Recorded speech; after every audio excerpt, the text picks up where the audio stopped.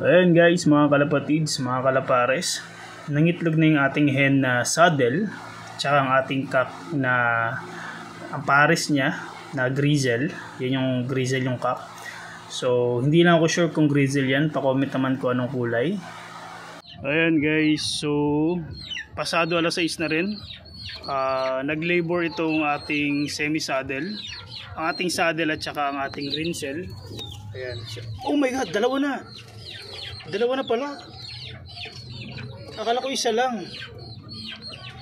Guys, so dalawa na pala ang itlog nito. Ngayon ko lang nakita.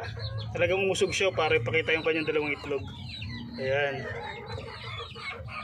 Akala ko isa pa lang, pero ayan, dalawa na. Good. Ayan, so naunahan nyo pa talaga to. Naunahan nyo pa tong dalawang to na wala pa rin, no? Hindi na mag-produce eh. Ayan. Kasi medyo matanda na rin yata itong ating cock.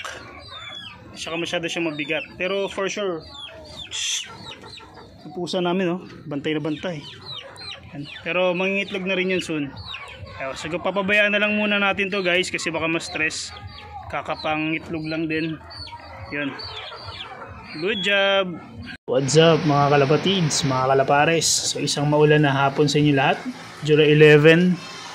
Ayan, so bandang hapon yan. So sabi nga nila, ang sobrang kasiyahan ay may kapalit na sobrang kalungkutan. Hindi naman gano'n, hindi naman sobrang kalungkutan.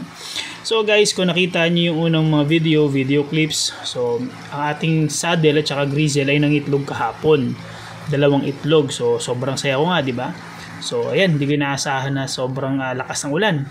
Then, ang masamang balita, dahil sa sobrang lakas ng ulan, pumasok yung ulan doon sa butas kung saan doon nakapugad yung ating breeders.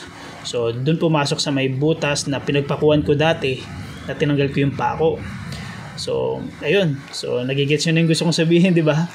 So ayan na nga guys, bahang-baha ang kanilang pugad nung nakita ko yung ating cock na kumakain na basang-basa.